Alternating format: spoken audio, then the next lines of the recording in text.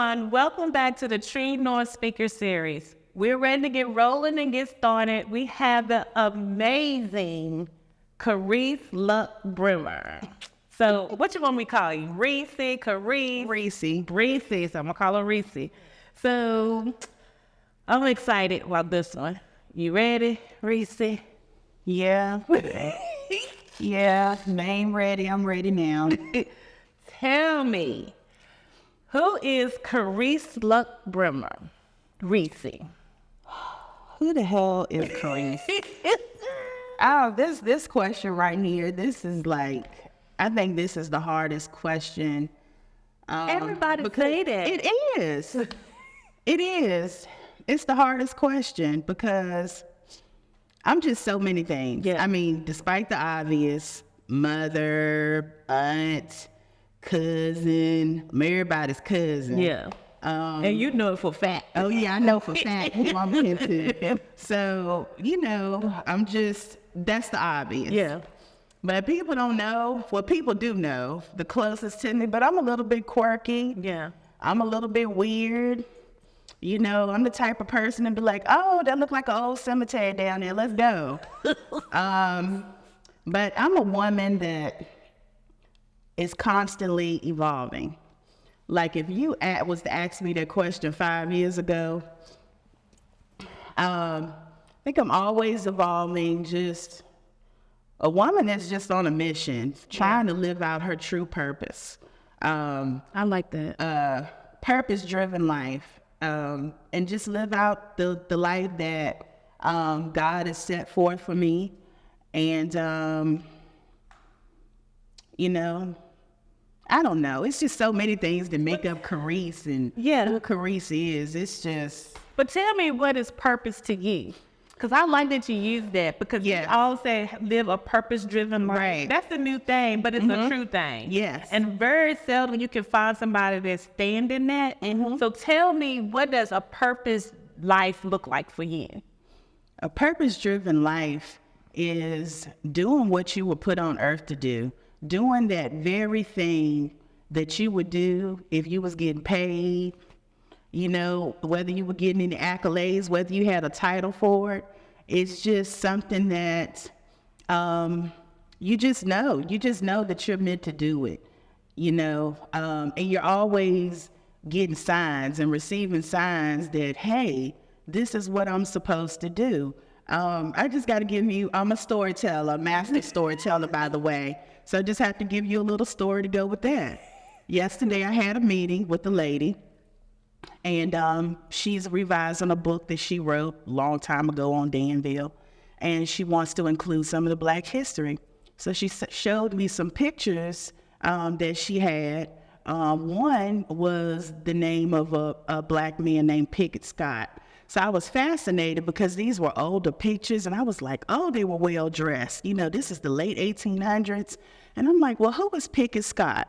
So when I got home, I said, well, let me see who I can find out who Pickett Scott is, So just brief research, nothing big, just looking over the census, didn't find much. Nothing big. But then this morning, when I was trying to find that chancery case that I'm going to pull out in a minute, I'm just going down and it said Pickett Scott. Wow. And it was just talking about him and all of that. So what I mean by purpose, it's like I can be, have a client and I'm doing research for it. It could be something that I'm not even looking for, and it just falls into my lap. And so it's just something that, you can't stop, even if you tried. And then when you're making an impact, that's how you know that you're living a purpose-driven life. If what you're doing, if you can see the impact that you've made in other people's lives. So, and that's another thing that I like about you, Reese. You can tell you something, and like just in the midst of conversation, you have to answer, especially when it comes to genealogy. You know it. You can look at somebody and say, oh, you can to the Scots, or you can to this, just by looking at them. And you was like, I bet you your grandpa is such and such, or ask your mama, do she know such and such? And I was like, she a genie, ain't it? She know all of that. And that's why I know that it's purpose. And I see, I look at TV and I see a lot of people try to do genealogy and history, and they can't do it like you.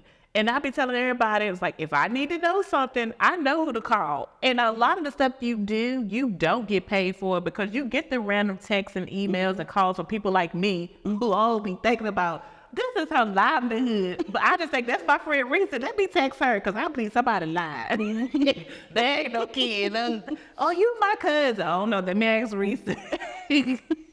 So that's why I know it's purpose for you, because nobody can do it like you do it, and it comes so easily and it flows so nicely. So that's my whole take on who was Reese.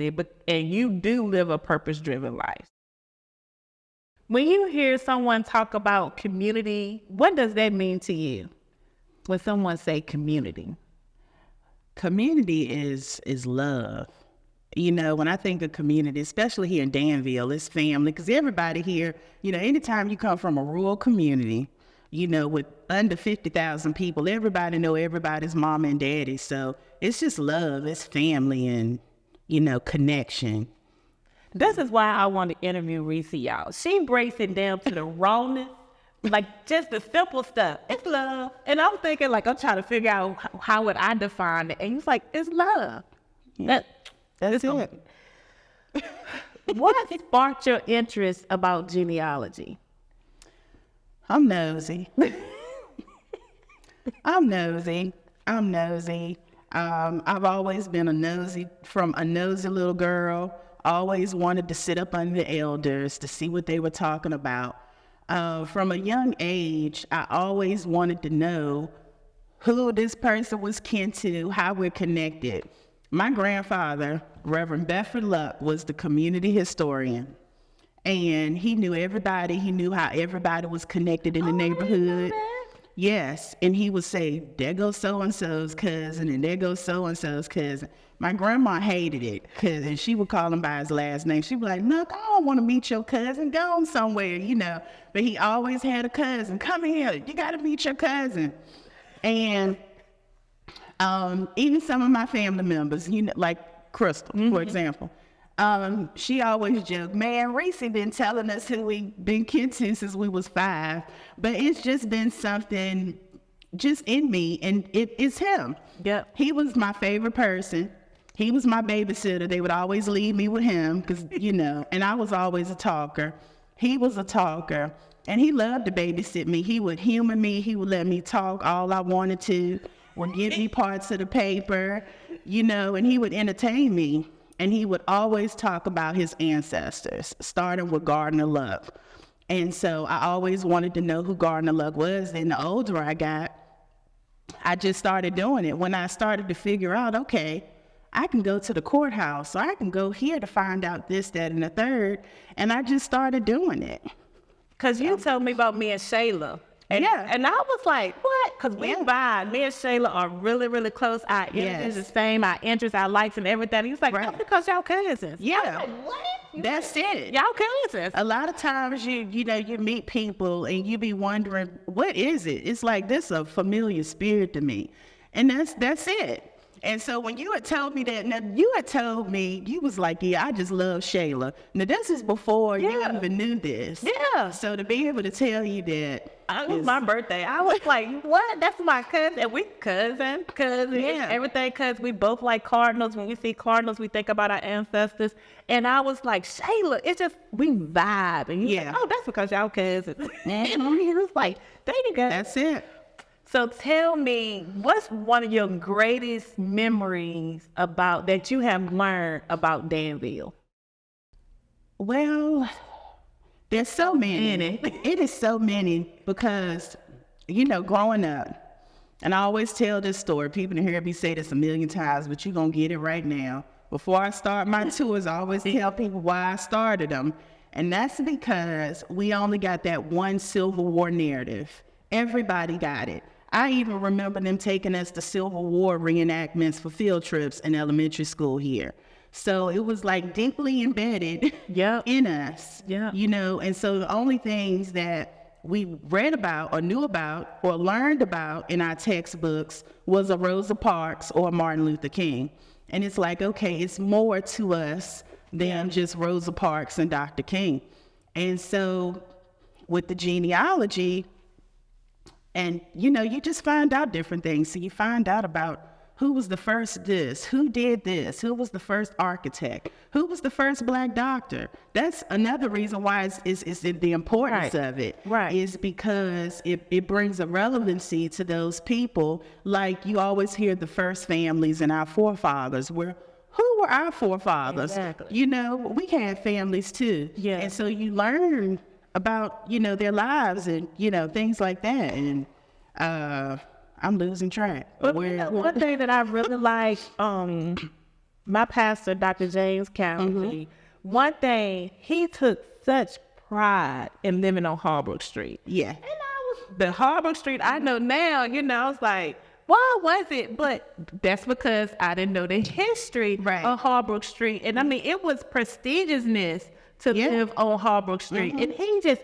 oh yeah, I sat on my porch today. But you know I live on Harbrook Street. And I mean, it's those type of things, those gaps that a lot of our generation didn't learn that you bring to the light. Because when I asked you about Harbrook Street, I said, why my pastor so proud that he lived on Harbrook Street? He's like, well, let me tell you. Yeah. Take her tour if you want to know. So I ain't going to give you the inside scoop. Yeah. But it's things like that that you fill in the gaps. Right. A lot of times where people didn't know, especially when we start talking about Danville, Pennsylvania County, Caswell, or the region as a whole, Marsville, South Boston, you want to include all of them. You know that deep-rooted history that a lot of times, like you said, we get a silver version of it and we don't get the whole version. Right. I think people really know that's important. And I tell people all the time, if you want to know your history, don't just Google something. Reach out to people. You want the top genealogies in the state, if not the country. And I was like, she right here in Danville. You know, we look. Yeah, you really giving me. No, I've been watching it on TV. We both been watching PBS, and I was like, Reese do that. Reese, you was on 60 Minutes. People don't understand the gems that a lot of times, and that's why I like the speaker series, because people don't understand the gems that's right there at their back door. Community. Do you know how many communities would love to have a Reese in their back, a genealogist that live down the street from them, that know everything about their community, their family, because it's a lived experience, a learned experience, and a purpose. People don't have that every day. And I think that's why this speaker series is so important, so people can understand what value a Reese brings to this community and begin to dive into that and respect it. Because that's a lot of times just missing is the respect. This a good question. How do you stay grounded when you learn and you have to retain all the things that that went on in the past and not carry that into your present mindset or how you want to move forward in the future? It's hard. I know. It's hard. That's one of the hardest things. And it's hard not to carry the things of the past into the future because they inform everything. They inform everything that we do. And so just like race, it's hard not to bring race, into everything because it's so embedded into every facet of society. So school, housing, it just affects so much stuff. And so as far as the present, these are things that we're still dealing with. And I think that's why I can't leave it in the past because I don't even see us an end. Yeah. It's just like things may have gotten better, but it's hard not to bring those things that I learned and that I research into the past, especially the things that I see that's a direct parallel to what's going on today and the cause and effects. Okay, this is what's going on today, but let's take a look at what happened back here in 1920. That's the reason why this is happening. And so there's, no policy in place that I see that's changing. So it's like, how can you not? And it's hard. It is really hard. Let me tell you, you know, these are things I have to vent about all the time. They drive me crazy. Yeah, because what I be trying to tell and explain to people, especially my kids, because they in another generation, so they see things a little bit different. If this child's grandpa, and you know about that child's grandpa's history, you know what that grandpa believe in. So you know at some point in time that influence is in that child. And I was like, that's what we're talking about. It's their natural upbringing that influence how that child move and navigate that you might not even know. It's going to be to make them completely change and not be like their grandfather, or either they merge into it, or either they completely do what their grandfather did. But you not knowing your history is exhausting. It can cause you to miss the signs of whether they are in where they are in life. That's why you have to learn your history, because it reflects your present living. Yeah. And everybody can be skip to the little my darling, yellow brick road until that pothole come. Yeah. Or to that detour come. And if you don't know your history, you yourself is not going to know how to navigate. And doomed to repeat it. And that part. So that's why I think it is important for us to take advantage of someone like you to say, let me teach you your history, and sit down and take notes. Yeah. Because it's affecting everything that we do today. Everything. Yeah. So when you do your genealogy research and you learn about a person, a place, or thing, how do you retain that information, or when do you share it and you be like, that ain't how it really was? Or how do you express that? Because I know it can be difficult. Yeah. Well, as far as being able to retain it, that's what I say about purpose. I have a photographic memory. I can remember things that happened as early as, when I was 3 years old. So I just, remember. And of course, I've done the work. Yeah. So if you've done the work and, you're writing, you're typing, so you have the information in front of you. And I tell people all the time, if anybody black, white too, that, families, I already had them in my database. So most people that I do research for, I just have to put them where their greats, at and everything. And so it's repetitive stuff.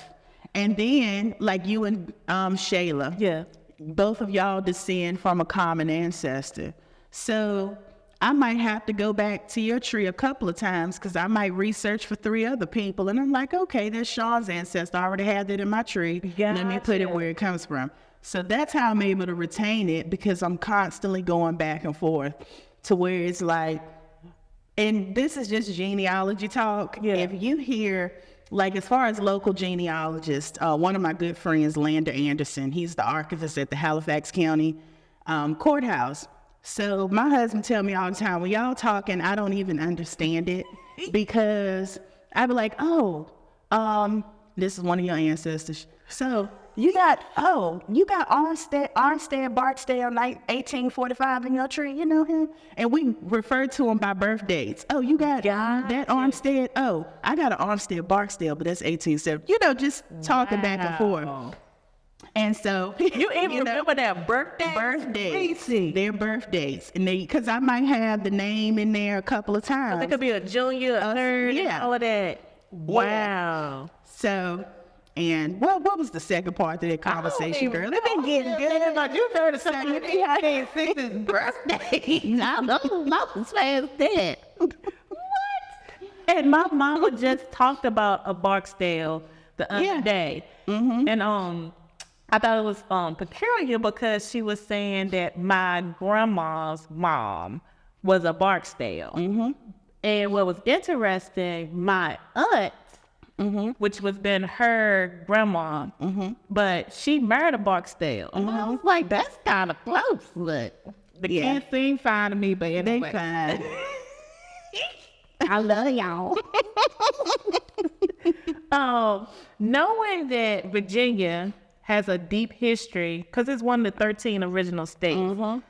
Why do you feel there's still so much unknown about the history books, in the history books when it comes to Virginia?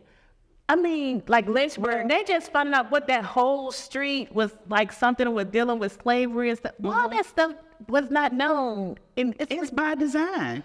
yeah. It's by design. And if you look at what's going on now, that's what I'm saying. You know, you can't put it in the past when it's going on now, when you have all of the things around our education and what they can teach, what they can't teach. Right.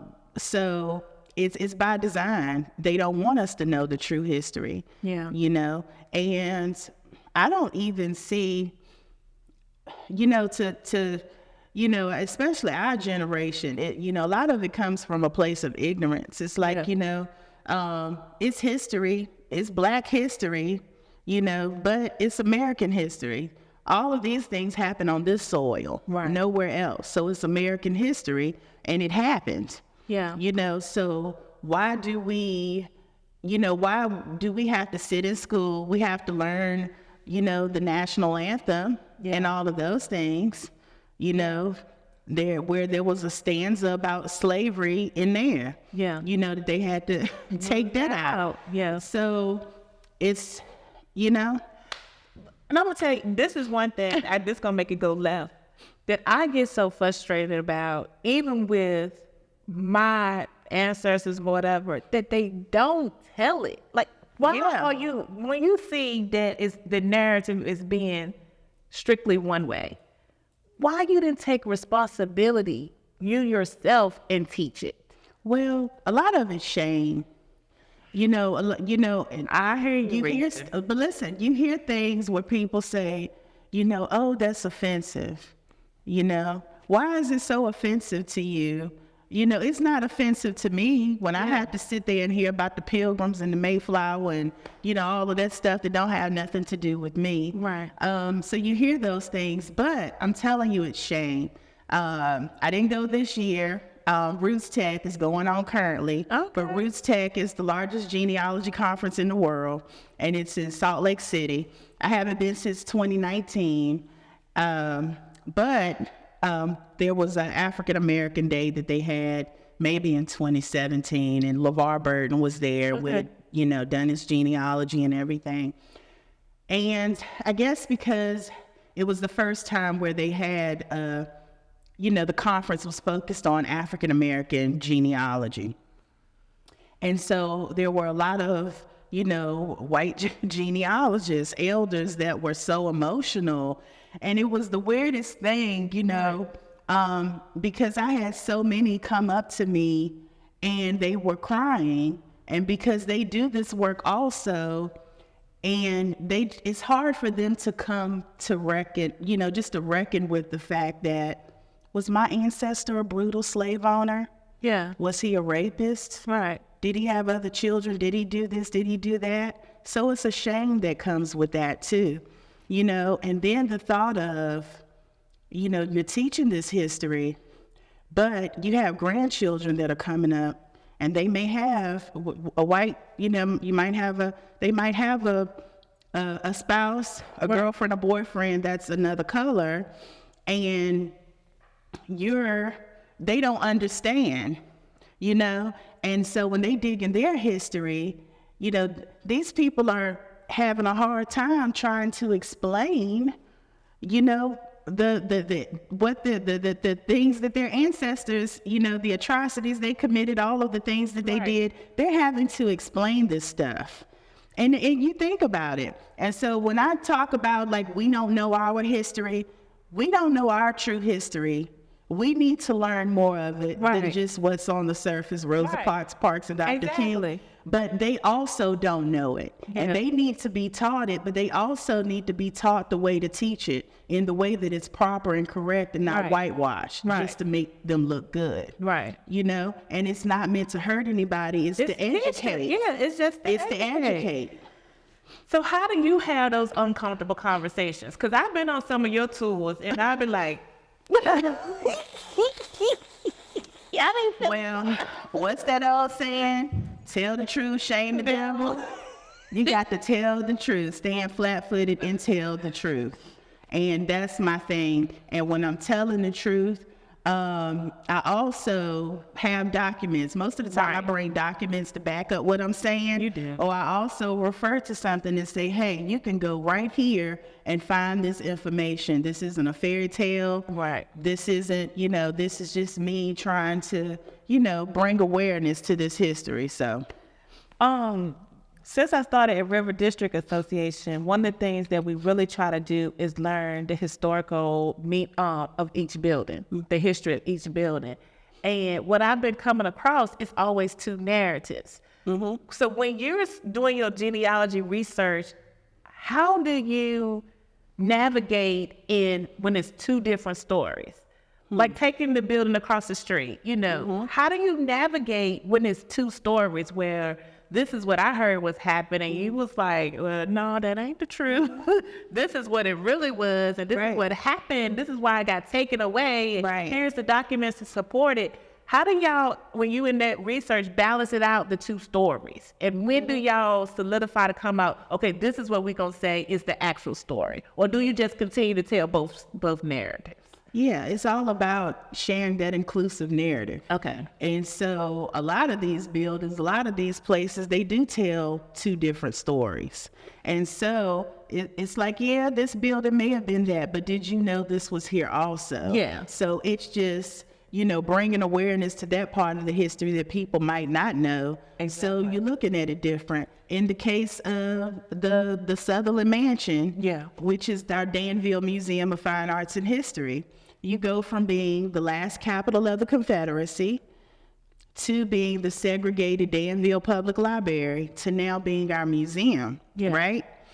But if you think about it, the house tells two stories. Yeah. Yes, it was the last capital of the Confederacy, where they have a historic marker that details that, the Sutherland Mansion.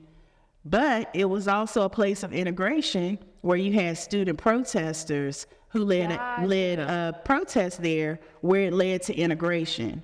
And because of that, our museum is now on the United States Civil Rights Trail for what happened there in 1960. So it tells two stories. I didn't even know that. Yeah. So it tells two stories. And that's how the library, it was the all-whites library. Before that, they had to go to the Grassley Library, which I heard last Saturday at the museum, one of the panelists said they had 20 books, and then, even after integration, they took the seats out and, things like that, which was common during integration. Whenever they integrated something, whether it was a swimming pool or whatever, as soon as a law passed where the black people could come to the swimming pool or could come, they would drain the pool or, oh yeah. So, a lot of, but they tell two different stories. Yeah. And, you just tell the truth about them. You just have to tell the truth. That's all a part of sharing an inclusive story. So you're not getting that one narrative when you come here. Gotcha. Because that marker's up there. Pretty soon, somebody out there hear me, somebody gonna pay for it. We're going to get a marker up there that details what happened there in 1960. So when you go up there, you'll see two markers. I love that. And I've seen that before. Yeah. And there's nothing wrong with that. No. I love that. We got to get two markers. Yep. Seeing that this region has always been a hub for entrepreneurship and business owners, how do you portray that as a tool to push people to start their own businesses?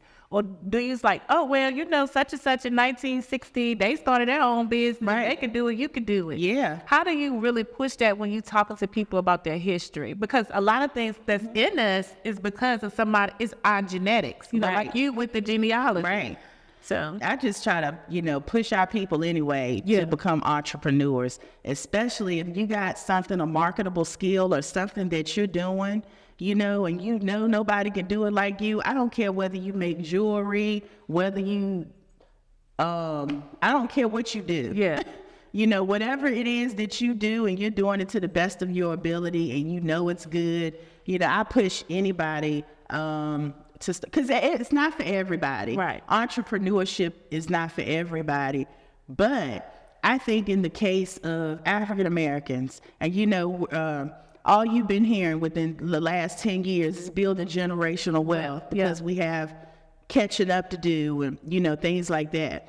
I think it's, you know, I think having a business is one of those things. We give so much away, you know, and I think especially as Black women, you know, they spread us out on all of these boards and all of these things, doing all of this work for free, you know, and I just think, you know, we're supposed to be paid for what we do. Right. And, you know, I think we should all push entrepreneurship because especially if you have a skill, you know, and you're working for somebody else and you look at it and you work for them for like 5-10 years and you think of how you've pushed, you know, them and how you've built things, you know, but it's not yours because it's like you work for somebody else. Yeah. And so you'll appreciate it more. And then you look back on, like, we're sitting in the Black business district. Yeah. You know, so you think about those early entrepreneurs, like you said, and the Black barbershops and the you know, the beauty shops and the clothing stores and things like that.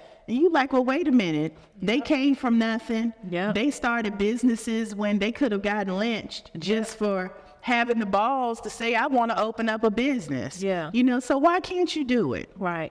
I know in our Dream Launch class this year, I think, I don't know, I'm sorry, Will, I don't know the exact number, but I think it's like 85% Black female that are looking to be entrepreneurs and starting small businesses in this district. And I think it's 183 people in the class.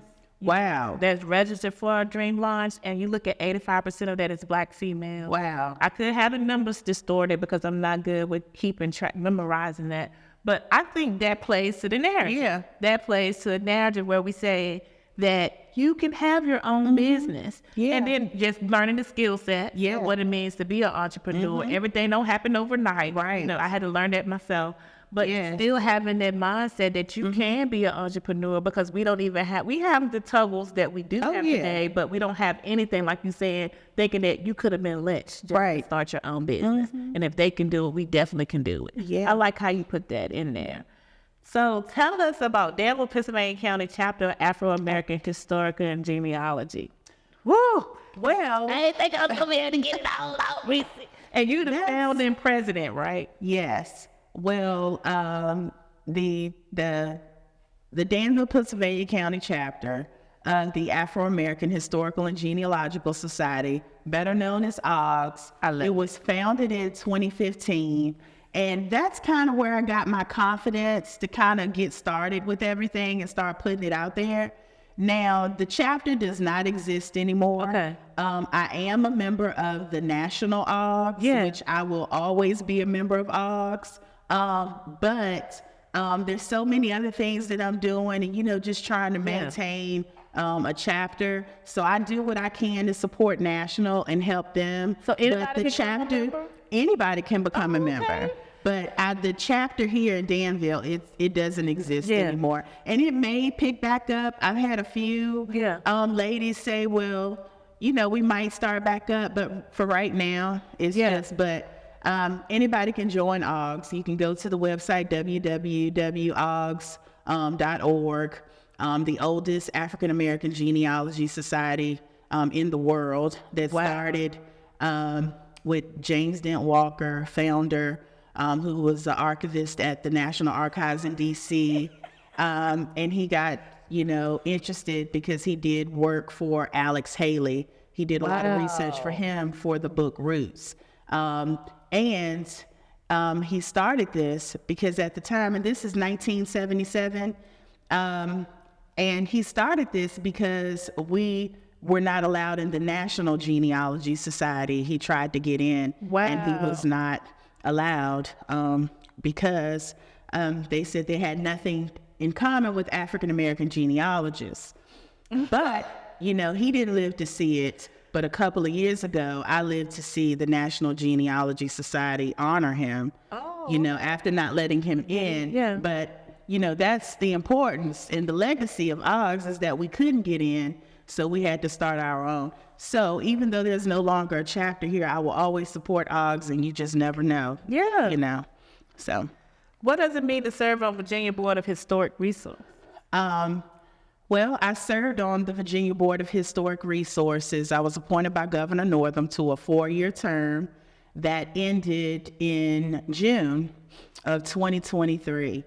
They had a board meeting here in September, so they waited to give me my plaque and all of that. And that is one of the biggest highlights of my career. Yeah.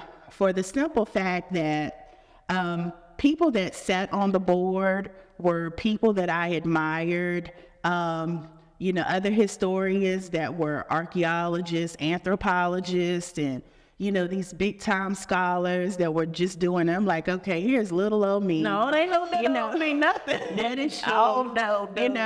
I know you might say that, but I'm telling you please don't say that no more because that's not the case. But it was just so amazing just to sit on that board. And I always said, I'm not going to sit on any board. And so it was a policy-making board. So we actually made decisions. We decided where all the historical markers go and, to be able to vote on all of those things and, just all of the things coming down as far as history in Virginia.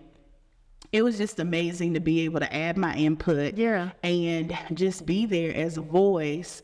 There was another lady who sat on the board with me, Dr. Kalita Fairfax, who is the voice. Like, she's a reckon to be, she's just a force.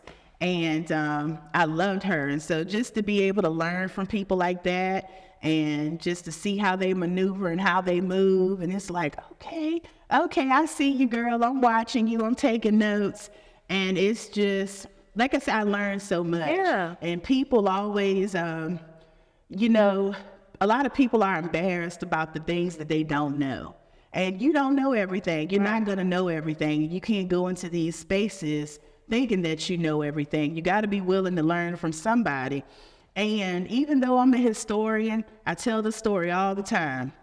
I did not know what a historic tax credit was. I didn't know what y'all was doing in this city to build this city up. I did not know. Yeah. I didn't know any of these things that people assumed that I knew or that I was supposed to know being a historian. I didn't know those things. Right. So I learned a lot. Yeah. And I got to see a lot. And I also realized too that with the marker program, that is a good way to preserve the narrative and preserve our history too. Because with the marker program, and here in the city of Danville, we have 32, but only 9 represent African American history and culture. And less than 3% in the country tells the story of African Americans. So it's important that we get as many markers as we can to help preserve that story. So, just like realizing those things, like, wait a minute, this is big, this is really, so I just learned a lot. And it's one of the highlights of my career because I sat on this board with big top scholars that had PhDs. Yeah. And it's like, wait a minute. They were calling me Dr. Brimmer. I had to say, hold up. Hold up. I'm just Reese. I don't know, Reese. Not just. Tell us about Our History Matters, LLC. Our History Matters. People say everybody went crazy during the pandemic. Yeah. Everybody and their mama wanted to start a business. Our History Matters is something that I had been doing for the past 20 years with no pay in this community. So Our History Matters. Our History Matters is the way that I help educate people on African American history, underrepresented histories, community histories. And I provide genealogy services. I do historic preservation consulting. Like, you can call me and say, I need you to do some research on this community or what was in this old building. Can you tell me, who did this or who did that? And I also give I give cultural heritage tours. So I give the River District tour that's coming up that I do every year to highlight the businesses down here. So that's Black Business District. Hallbrook Ross. Yeah. That's the only African-American historic community that we have here that's on the National Register. You gotta get a tour. But I get tours over there, and most recently, I got to try this out on somebody. I haven't done it yet, but I've created a tour for Craighead because Craighead has grew so much within the last 10 years. And so it's like, okay, they don't know, but it's some Black history on Craighead too. So here we go. Yeah, I love it. And I think I can just see you. I mean, you might be doing this and I just don't know about it. But the month of February, you're book solid. I mean, you can't even wake up without saying, what is my calendar? You're book solid. Why, if it's so important in February, why is not important January and March through December? Because it's still the same information. Yeah. And that book solid should be every month. Every month. February, because I know what you know. I mean, I don't know how much you know, but I know the value that you bring. And I see you in every elementary class, in every middle school class, in the high school, doing the historical tax credit with these businesses when they buy a building. I mean, even to the point where economic development said, well, if you buy a historical building, you have to meet with Reese to discuss what was the history of that building. Things like that are so important. And those are some of the missing gaps that we see in our community continuously. And why not value that and say, okay, let's call Our History Matters and get you on the books and get you scheduled because you need to learn about this building before you purchase it. Right. You know, or either write the narrative for the city for these history of these buildings. So I just think a lot of that stuff is some of the gaps, the way to fill in some of these gaps. Yeah. Talk about African-American history or like you said, just the history itself, period. Because African-American history, historic preservation, it is economic development. It is economic They're development. all one and the same. Yep. Yeah, we bring money to the community too. Yeah. We do. You know, I was, reading an article earlier where it was talking about African-American cultural tourism is on the rise. People want to come into cities and they want to know the civil rights history. Yeah. They want to know the narrative of the indigenous people who were here, you know, the enslaved. They want to know all of this stuff. So that's tourism also. So that's a whole nother bucket when we start talking about tourism and stuff like that. So I just think, I just talked about it and I was like, Reese got to be on this speaker series because people just don't fully understand some of the gaps that lie within our community. How do you separate doing your genealogy work and advocacy, or is it all the same? It's all the same because I use it to advocate. Yeah. And that's what I encourage other people to do when I go into communities. Yeah. You have to learn the history of your community, starting with yourself, starting with your own family and their own contributions. So that is how I advocate. Yeah. So I don't, it's hard to separate them because those are my tools. Those are the, everybody has their own little thing. Yeah. And those are the tools that I use, to go out here and to reach the people and reach the community. Tell us a little bit about the footprint that the women in the past led anything in when it comes to Danville or the region as a whole. Some of the past of the history when it comes to women in this region. Because I don't think people fully understand the work that the women do in this community or did in this community to get where it's at. Because a lot of times when you look at the pictures, it's all the men in the pictures, but we always know that it's so much more to that. Yeah. And I think those are another gap that we talk about the history of women in this community. Women make the world go round. Women make the world go round, but not only, just the world, but here in this community, the women that I see are the true movers and the shakers. Even if we're playing the role behind the scenes, we're the one that's moving the wheel forward. Yeah. Even though you may see people out in front, it's usually a woman that's pushing that forward. Yeah. So women play a big part in this community, and I'm inspired. Yeah. If you look at our local nonprofits, a lot of them are led by women. Yeah. And they do an awesome job, Yeah. So it's just the women. We the movers and the shakers. We are the people that get things, going. get things started. I'm always inspired, you know, just to see other women just doing. Yeah. You And know? I really think that'll be cool. It's just, we just have one session where you just sit and talk about some of the women that made such pivotal movements in this community. Oh, yeah. That was the other part to that question. I have one. Who? And people do not honor her enough. Dr. Joyce Glaze. Oh, yeah. Dr. Joyce Glaze, she's currently in a home Yeah. and, you know, suffering from dementia. But Dr. Joyce Glaze is one of the first, I think she may have been the second Black woman to sit on city council. And Joyce Glaze, when I, you know, just think about mentors, she's one of them. And we grew up in the same church and we grew up in the same community. And Joyce was always one of those women that pushed me to just be my absolute best. And Joyce was fearless. You know, she was hilarious too, but Joyce was always fearless. And she was the first person, when you talk about women, Joyce was the first person in this city to make noise during my generation about the Confederate flag that flew at the Danville Museum. She was the first person on city council to make noise about that. I can remember sitting in church after, you know, with all of the hoopla was going on, and I was in high school, and I remember her standing up to talk in church, and she was like, "Lord, they've been scaring me to death. The KKK been riding on over my yard for days and days and days."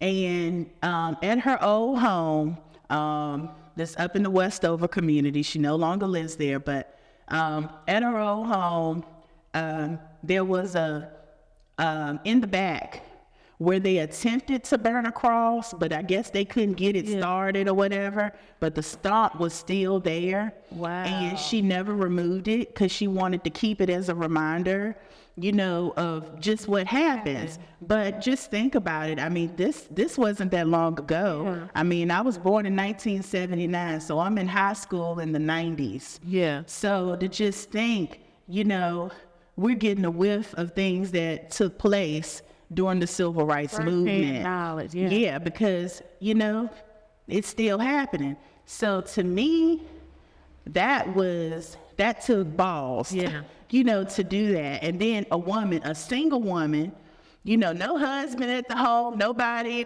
you know, packing a gun that could have went and nobody. And just think of how terrorized she was to go through that. Yeah. I remember seeing her at Ballard once. It was some event. I don't even remember what the event was. And she was at Ballard. And I knew who she was, but I had no idea she knew who I was. And the first thing when she came up to me, she's like, "You got this." And I was like, "Man," you know, she was like, "You got this."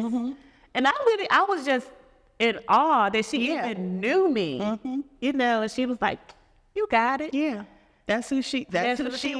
That's who she is. That's who she was, you know. So just that was one of them. What is the first step for somebody if they say, "I want to find out my family history"? What's the first step for them? Start with yourself and work your way back. Yeah. Tell everybody to start with yourself, whatever you know about yourself, and, you know, find you a good database, a good family tree database to, you know, keep on your computer, something where you can start recording and listing those grandparents, great-grandparents, uncles and cousins. So you start with yourself, and then once you get to a stopping point, now this is before you even looked at the first record. Yeah. You just start with what you know by memory, and then you start interviewing your elders. And if you're not doing that, there's no time like the present. Yeah. I encourage everybody to start interviewing their elders. You know, time is fleeting. Yeah. You know, and life is short. I hate to say that, but, you know, it is. I lost my mom a couple of months ago, and she was 66 years old, and that is so young to me. Yeah. And after that, I really started to look at life different. And it's like, okay, you just you don't have to wait for everything to be perfect to do what you want to do. You know what God has put inside of you, and it's like, just do it. Just do it. You don't have to have all the pieces, because while you're waiting, you're just waiting. Yeah. And you don't know what time you have to do the things that you want to do. Yeah. So it's just, Yeah. Kristen, what is that document that you had where it talks about the history, gathering history, where you send your parents an email and they ask story course. Yeah. yeah. I mean, So, so yeah, much stuff yeah. that you can do. Yeah, but that collecting those oral histories, getting those oral histories from your elders, not only your elders, but your community. Yeah. And that's how I started. Like, I always refer to myself as a community-based historian. And that's the key. Even with genealogy, it's all, even with your enslaved people, Yeah. it's all familial and it's all community. So start with the elders in your community. I've had memories of me sitting on people's porches at 13 and 14 with a notebook, just, Wow. what happened here? What happened here? So collecting those narratives. Then after you have enough, you're building on a story. Then it's like, okay, I need to verify what the elders have told me. Yeah. And that'll, start with simple Ancestry.com. Everybody knows about Ancestry.com. There is a fee. Yeah. But you don't have to get Ancestry. Yeah.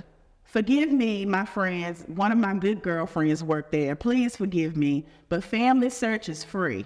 It will always be free. You can go to Family Search and do research for free.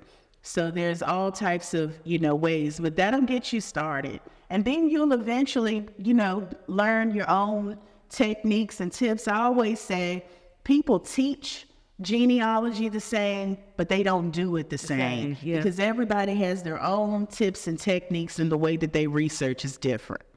My grandma, she talked, it was my dad's mom, but she talked to my mama more than anybody. I felt like, and my mama knows so much about my grandma, and her life was just hard. My grandma lived a hard life, but she was a bootlegger, just all that stuff that I loved about her. And she used to tell me all the time, as much as you talk, I hope you learn to get paid for it. I mean, she used to tell me all the time, Alice, that girl talk all the time. Yeah. But she used to tell me so much stuff, and they used to play cards, her and all her little old friends. They used to play cards, this is why. And they were just talking all the time. And I'm just thinking, I wish I had the intellect then to just press record. Yeah, Just press everybody. record. I still have even though I was doing it, it's like, why I didn't get that person? Yeah. Or why I didn't get that person? Yeah, it's so many people. Like my aunt Emmeline, she was another one. I mean, she was in a very bad domestic violence situation, and she was like, "Baby, if he don't love you, don't live with him. Because once you get, and she had no kids by this man or nothing. But she, just hear her how she talked about life, and then I also this lady named Inez, and I can never remember Miss Inez's last name. She was so smart. I mean, genius smart. And she was the first one, like my mom was like, read. Read. If you don't do nothing else in life, read. Yeah. And the stuff, I just wish I had a press record. So I'm saying all that to tell people now, press record. Press record. Get the history. Learn about it, because when you're young, a lot of it don't make sense and it don't bother you. But when you get to the point where you have kids, and now at the age where I'm having grandkids, I wish I had a press record. So I'm telling you guys now, like Reese said, you just gotta gather that information, because you want to be able to tell your kids or your community where you come from and who you are and where your history. Yeah. What you talked about, Miss Blaze, but what's some of your mentors and what roles did they play throughout your life? I always tell people that I never had to look outside of my family and my community for mentors.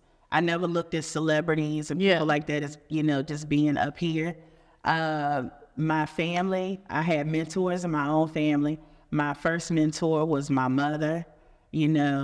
Just watching my mom navigate through life.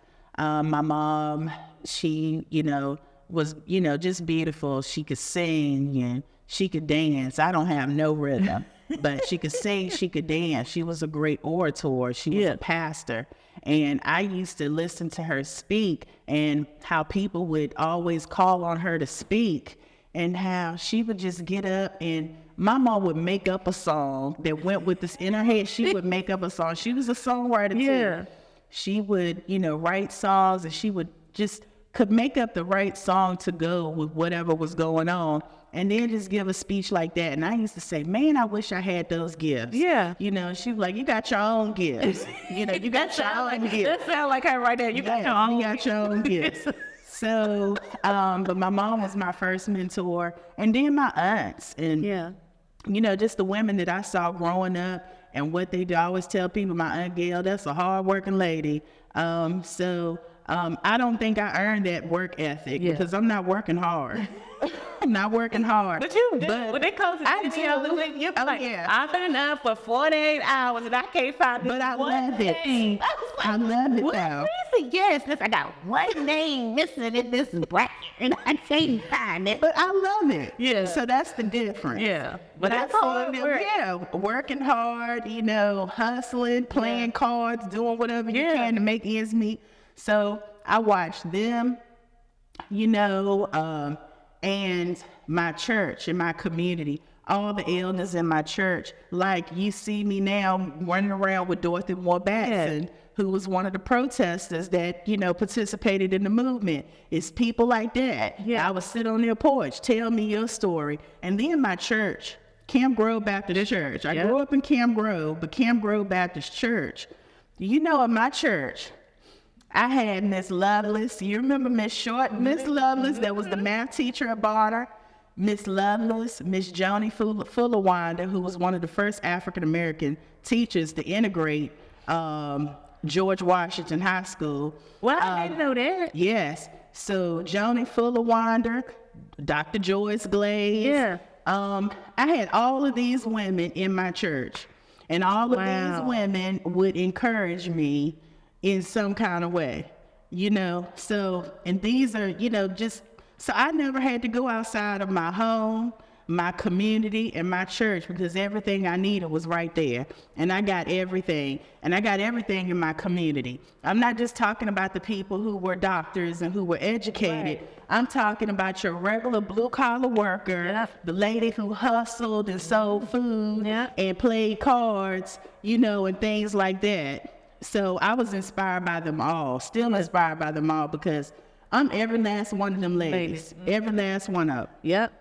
And I think that's why I just love, my family. When I start talking about my grandma and like my mama, it's got to be the Father, Son, Holy Ghost, and Sabbath.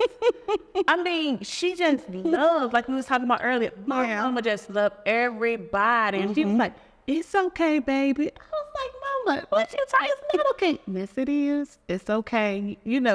That peace that succumbs of, that you hear about, how she shared that. I mean, let me go ahead and get you something to eat.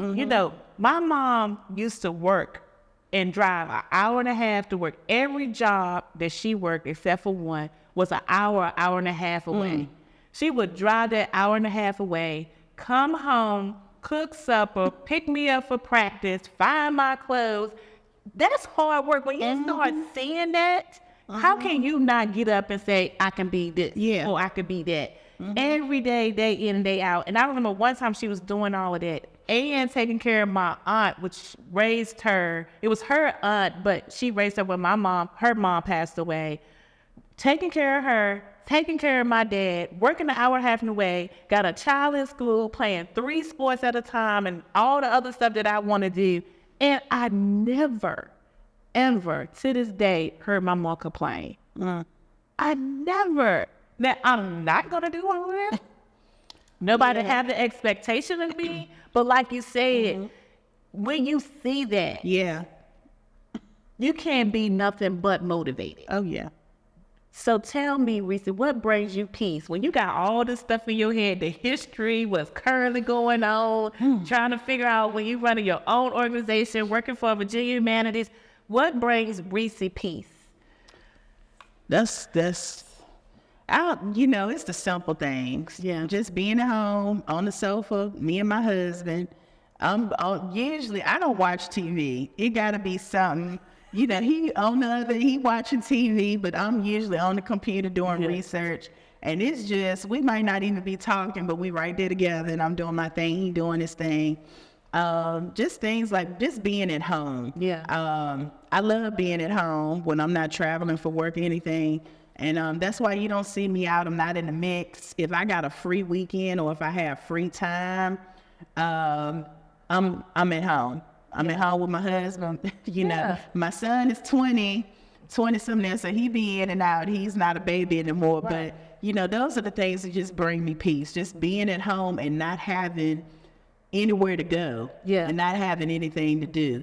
And so I try to get those moments every now and again. But girl, this Black History Month, y'all done wore me out. Yeah. I was talking to Kirsten, and I love talking to Kirsten, but I was talking to Kirsten, and I was telling her how being with your significant other, your spouse, it just brings your anxiety down. For me, it just brings your anxiety down. I could be so stressed out, and I get in the truck or in the car with my husband, and it's just like, yeah, because he knows he's just so nonchalant about it. He be like, "Well, Lord, you can just calm down." We was talking about that the other day.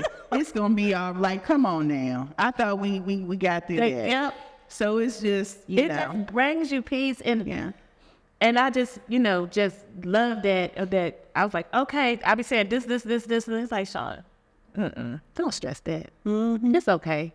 It's just something about that. It just brings you peace. So I'm rocking with you about that. What motivates you? Whew.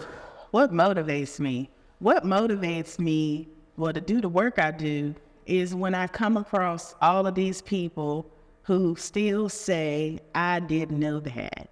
Yeah. And, it's stuff that I feel like, how you don't know that about your people? Yeah. And so that's what motivates me. I just feel like that's my personal mandate, is to educate everybody, around here about the local history, and this is what happened, and this is how your family contributed to that.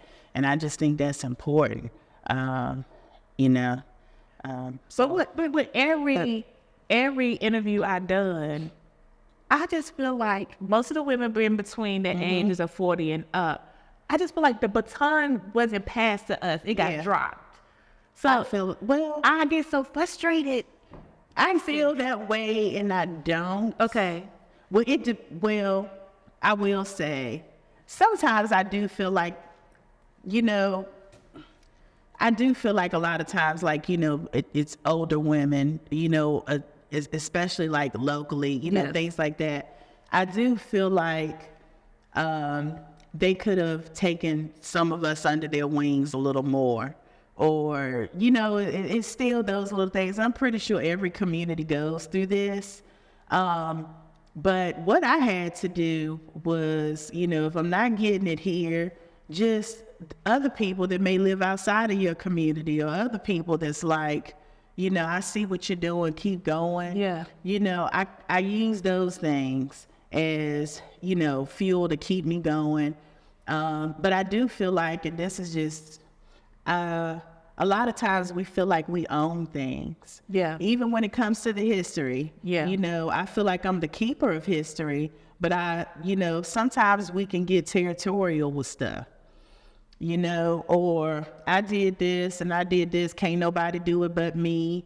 Or I'm in this position, I've been doing this for 30, 40 years. Who is this young girl, or who they think they is? They gonna come, what can they do, or what they can, So I think, a lot of women, me included, because I'm getting older. I turned 45 a couple of weeks ago. I still can't believe that. But, we have to be mindful of that.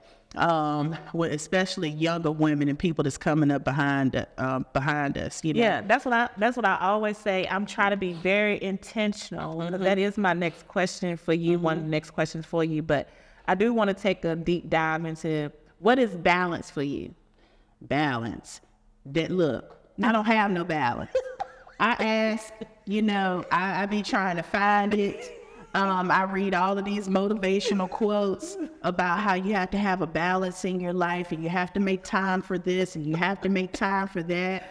You know, I always tell people, even in this season of my life, I do not have time to nourish friendships or new friendships. I feel like if we not already locked in, where you know me and where you know, just because I ain't heard from Reese in 3 to 4 months, that don't mean Reese don't love me. Right. You know, because I can call Reese and she gonna come and she gonna try to get me what I need. Right. You know, but she just can't, you know. Especially in February. Oh, honey. Okay, I was out. So it's, you know, it's hard to balance. And that's like the hardest thing, because I'd be like, I ain't seen my friends. Or I ain't even talked to her. Like, what am I doing? Yeah. Or I haven't been to church. Yeah. You know, like I need spiritual food. Like, what's going on? You know, and then a lot of times, sometimes too, I feel like we can be so passionate and so just gung-ho about a thing that it consumes us sometimes. Yep. And just being transparent, I feel like the work that I do, it sometimes consumes me to the point where it's hard to find that balance. I feel like I'm always at work. Yeah. And sometimes I have to make myself close that laptop and scoot on over beside Jeff and like, let's watch that movie. Yeah. Yeah. You know what I'm saying? I need to turn this off. Let me turn my phone off. Yeah. You know? So I'm trying, girl. Yeah. But that is one of the hardest things, and I still ain't found that balance. If any of you out there, you know, in the world, have any tips, please let me know, because I don't have balance. I'm trying to find it. So what does rest and self-care look like for you then? Rest and self-care. Like I told you, those moments that I could steal away. I love to travel. Yeah. But I haven't been able to do much of that unless it's work related. So what I do, Sit on yourself. I tend to take a lot of speaking engagements that's close to an attraction or beach or somewhere. Because it's like, okay, if I'm going there to talk, I'm going to give me 2 days at the ocean front. I'm going to get something. You know what I'm saying? So it is. Take it down. Yes. But honey, you know. Yeah. We just gotta learn to do better, because growing up, that's not something that we heard of. Mm-hmm. You know, I know that nobody asked my mama, what's balance, Miss Al? Right. So we changing it. We changing it. We're not gonna be perfect, but the rest, you know, our generations to follow and change it. Okay, so what is next for Karice? Next. Oh gosh. So much good stuff. You know, at least I'm praying for good things. Yeah. Next is the research center. Yeah. The Danville Research Center for African American History and Culture. That is next on my list. I've been working on this project for years, and it's just something that has to come to fruition. Yeah. And I'm just ready. I'm ready to focus more on that. Yeah. Because I just kind of see the way things are going. And you kind of know, like I said, purpose. It's like you just keep seeing it. So it's like a need. And I already feel like I'm this one person hub. So why can't I have this place to be a resource center so everybody can come and be like, hey, this is what I need. Yeah. You know, where do I go for funding? Where do I go for resources? Where do I go for this? And of course, it's going to be a research center. I'm a genealogist. Yeah. So that, you know, it's going to be a genealogy research center, and you're just going to be able to come and learn about local history, and it's going to be a place for students, scholars, teachers. I'm excited about that. Yeah. So that's next. Okay. That's next on the horizon, but I just want to do, yeah, girl. What you need me to do? I just want to do whatever, just do whatever, God has for me to do. Yeah. Whatever he's put me here to do and accomplish, I just want to do that. Yeah. Okay, so that go that question. How are you passing the baton in this community? Passing the baton. I don't feel like I've really arrived, but I do have a baton to pass. Yeah. Everybody has a baton to pass. And I feel like for me, it's just educating, the people, on what it is that I'm doing and hoping that somebody will pick it up and take notice and, be like, wait a minute, I like what Reese's doing, I don't even know the percentage. I can't think of the data right now, but it's somewhere around, it might be less than 5% of people that look like me, that are historians that are working in this work, this 5%. Yeah. So I always encourage people, hey, this is something that you might want to look into. And then I get so excited because, some people love it, but if you're not really into history, it's like, oh, hell, she gonna tell us about who our great grandma is. We don't want to hear that. Don't nobody care, But it's always one. It's one kid or something that is that twinkle in the eye, like, hey, I want to know. And so those are the people that I take up under my wing, and it's like, here you go. What do you want to know? When really doing this speaker series, it wasn't hard for me to think of any of the ladies, but you drop first in my mind, and it's just how you can just do what you do. It's amazing, and you're gonna be one of those people that's gonna be in the history books. We already know that. Okay. I mean, you're gonna be one of those people that's in the history books because speaking it. Yeah, because you living it. I mean, it's just can't help when you start thinking about certain things. Your name just drop, and I have heard people just drop your name and they don't even know your name. She live in Danville. I'm like, okay, we was in New Orleans, I think it was. Me and Crystal at Economic Development Managers. You know her, she lived in Danville. She was on 60 Minutes. And this guy knew more about you than the people sitting at the table. And he was like, yeah, she also helped my family with this history. And he went on, and this man lived on the West Coast. Mm-hmm. I mean, you just know that you're one of those people that the world's gonna know about, Okay, what legacy, by saying all of that, the question is, what legacy do you want to leave behind? There you go with them questions, girl. What legacy do I want to leave behind? Well, I guess all this work that, I'm definitely going to leave that somewhere. Yeah. But, all of the things that I've amassed and collected and all the, the historical collections and all of the research and all of the work. I don't even know if I would call that my legacy though, but it is a part of it, because I do want to leave these things for the people coming behind me, but I just want people to know who they are. I want people to know who they are, where they come from. And I hope that that's the legacy I leave, where people can say, okay, that lady, she inspired me, to learn about me, to learn about my true self and my ancestors and how they contributed and where they worked, where they lived, and, all of these things that made me who I am. So I think the legacy is in the name. Our History Matters. Oh, yeah. I got to give you a story about Our History Matters.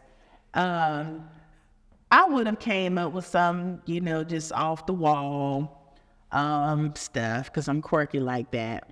But Our History Matters came from Emma Edmonds. Okay, and yeah. Emma Edmonds was a big inspiration to me, historian, reporter, and we worked together for the last 5 years of her life. Well, Emma, she come from Halifax, and she would always say, Reese, we got so much work to do around here. The half hasn't been told. And, we need to expand a little bit.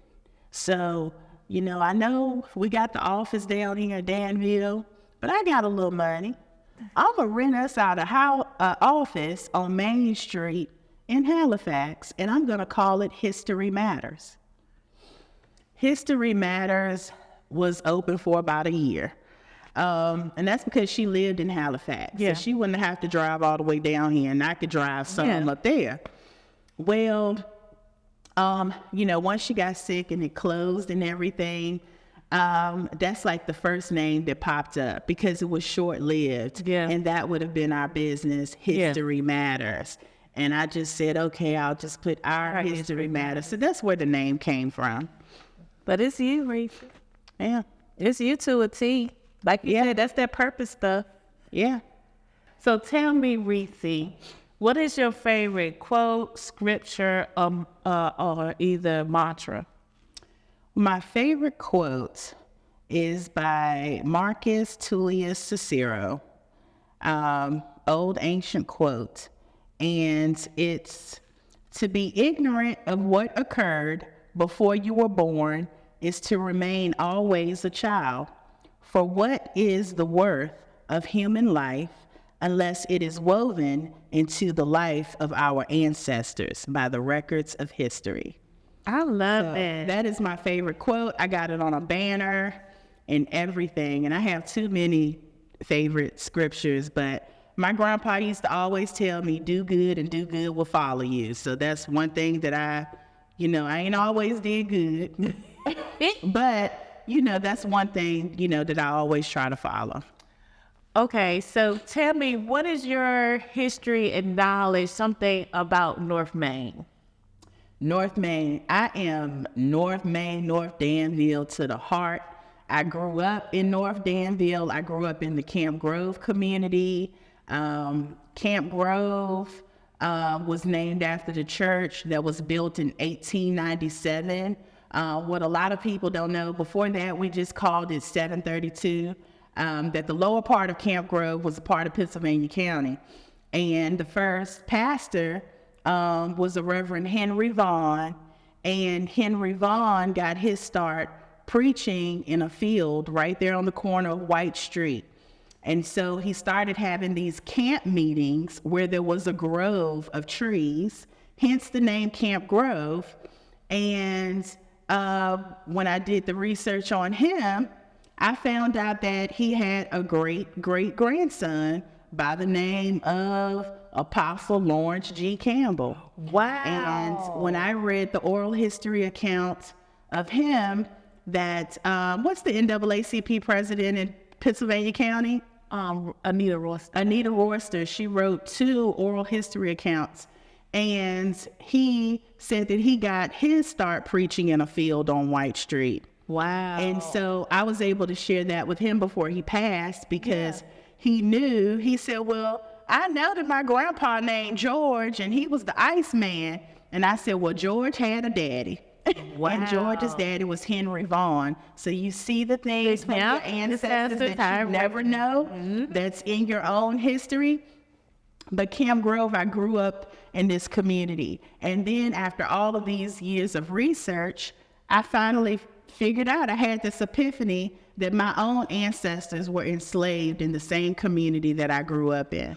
Wow. And so when I say I'm Camp Grove to the heart, You to the bone. yeah, a couple of generations of my family. So North Danville in particular, North Danville, it was black and brown businesses all up and down Main Street. One of my everybody has 32 great-great-great-grandparents, y'all. So one of my 32, Robert Jefferson Cobbs, in 1902, he had a barber shop at 206 North Main Street. Wow. I looked before I came over here, and it was like at the bottom of the hill. So I guess it doesn't exist anymore. Yeah. But he had a business. Okay, go ahead. He had a barber shop. So this is early 1900s. And so let me pull out this.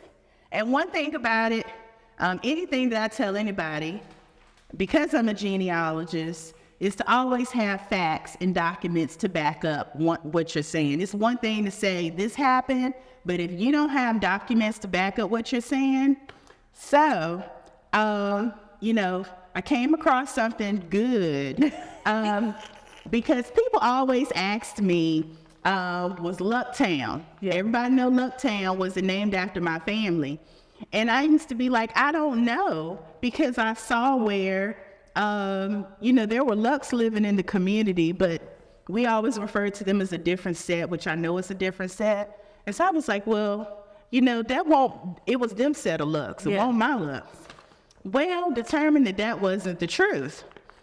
This Chancery case, Chancery records are good resources, genealogical resources, because everybody went to court for something, okay? And so, like we call this the City of Churches, this was a Chancery case that was 258 pages long, and it talked about how Mount Carmel Baptist Church started from the Lucktown Sabbath School, right? So, I found out that Lucktown was named after one of my ancestors. It was named after my great-great-uncle, Oscar Luck, who was the brother of my great-great-grandmother, Paulina, right? Well, in this Chancery case, people were referring to him, as being who the town was named after. So when they interviewed him, I'm not going to read this whole thing. It said the deposition of Oscar Luck was taken before F.F. Bowen, Notary Public for the City of Danville on May 21st, 1901. Wow. And it says, state your age, residence, and occupation. 49, Lucktown, Pennsylvania County, and he was a driver.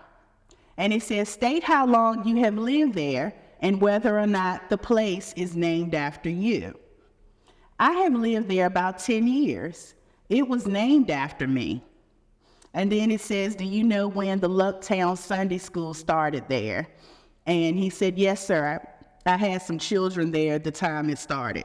Wow. So it just goes on. So to find out the date Lucktown was named after my ancestor, Oscar Luck, it's just amazing because Oscar Luck, what I know about Oscar prior to this was that he was born enslaved. Wow. Yes, but he, lived in the North Danville community, and but he was born enslaved, and that would be another whole story to tell you about that, But I'm just saying, that's what I know about Oscar Luck, and so just to go on, just to be businessmen in the community after they were enslaved, and then to be kind of important to where they named this community after you. Yeah. So all of these things, this is what the genealogy does, folks. You learn things about your own family history, things that bring pride, and so Thank you, Reese. Thank you for having me. No, thank you. So y'all heard it. I told you it was going to be good. And I want to thank Reese for showing up and showing out like she always do. Because at the end of the day, our history matters. Thank you for tuning in. See you next time.